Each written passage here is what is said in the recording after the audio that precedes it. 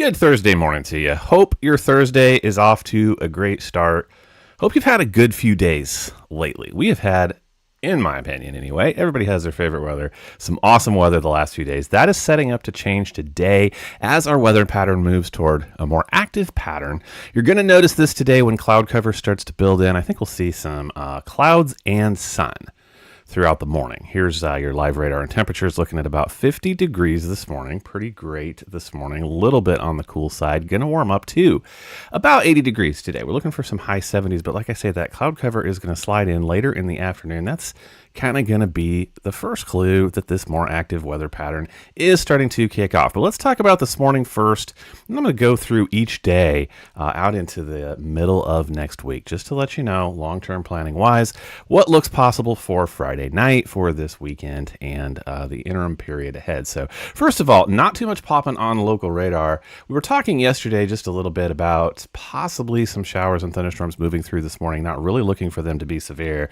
I think they might just start be getting ready to spark out here to our west. May travel through the forecast area anywhere here between probably 9 and 11 a.m. Again, there's just enough instability out there right now that we could see some rumbles of thunder, a couple of heavy downpours if they get together and if they stay together throughout this morning. I think they'll probably miss the bulk of the morning commute, but that is all that is likely popping through the area this morning. So let's go ahead and go through the rest of the day first. Let's do that. It's going to be a little bit all over the place this morning because there's so much possible to talk about in the next little bit. So I want to go up through this evening. This evening is kind of an uncertain time frame. So this afternoon, I'm not looking for too much to develop around the area. Models are having a little bit of a difficult time getting their computers around what is going to happen tonight. So I'm going to go ahead and point toward the most likely probabilities. But to help, let me go ahead and put up today's severe weather outlook first.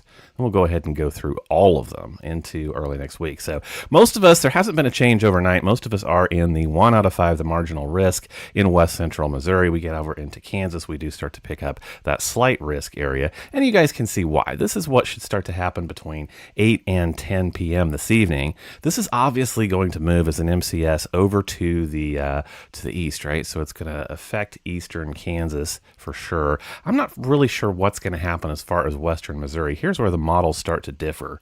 I'm going to show you both. So this is late tonight, about 10, 11 p.m. So my more reliable forecasting model this time of year shows that storms are going to kind of start to dissipate.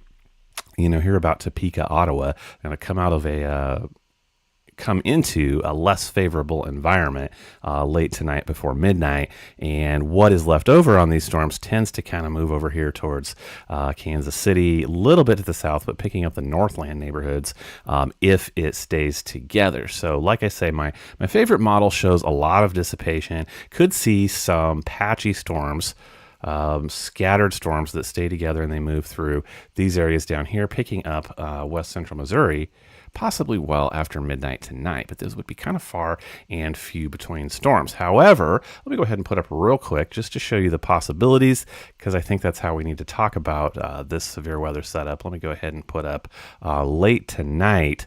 According to another model, says that, these storms do stay together and a bigger storm system moves through predominantly Kansas City between 10 and midnight tonight, that they do stay together. So I will say the atmosphere is favorable for that to happen. So somewhere between the two. If the storms do stay together like this, we're predominantly talking about a strong damaging winds and small hail threat tonight with these storms. So that covers tonight. All right, what I want to do next is kind of point out the issue. Why do we have so many severe weather outlooks for the next several days? Well, here is your temperature trend. So what we have overall, beginning really tomorrow, Friday, which I'll go into next, and then lasting through Monday, is we have these days, you guys can see it, where we have warm, humid air that's built into the region. Then we have some daytime heating, kicks up that instability. And then we have a couple of different mechanisms throughout all the days that could spark thunderstorms. So Monday, to skip all the way over to Monday, we have like our most reliable lifting mechanism for thunderstorms with a big cold front that drags through. So Obviously, look at the temperatures Monday to Tuesday. Cold front is going to finally take away these above average temperatures that we've been having. But Monday, we have a reliable mechanism coming through that is going to spark showers and thunderstorms. I would put more money on Monday than any of the other days. So we're going to work through things and get to Monday. But that's kind of the situation. So each day, Friday, Saturday, Sunday, and particularly Monday afternoon, we have a couple of different times where threats are conditional. We have all the ingredients there. We have most of the ingredients there, and we have a conditional threat because of this warm, moist air mass that is over the area. So let's go through the severe weather outlooks next, day by day. So here is today. We covered that. We know what may happen later tonight. We're looking towards definitely an after dark setup this evening. Our threats are wind and hail. Like I said, I want to go ahead and put up I didn't put it in here, but the tornado threat, we're not talking about that with this one, right? So, all right, Friday. Friday is a conditional, and I'm going to talk a little bit more about this probably in posts tonight, so keep an eye on the Facebook page for those.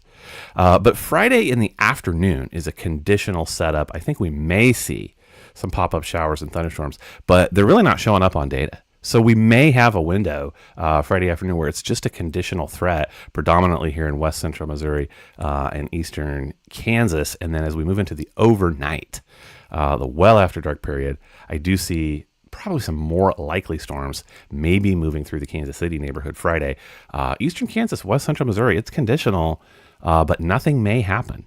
So we just have that probable time where any pop-up thunderstorms that do get together would bring strong damaging winds. They'd be elevated, so they would also bring us some hail on Friday. Friday really continues to be a question mark afternoon and early evening. We'll have to keep an eye on that. Tornado outlook would be 0 for Friday. We would be talking about strong winds and hail as the predominant Friday issues. Saturday. Same kind of setup. Do see storm systems moving through more to the north of Kansas City for Saturday.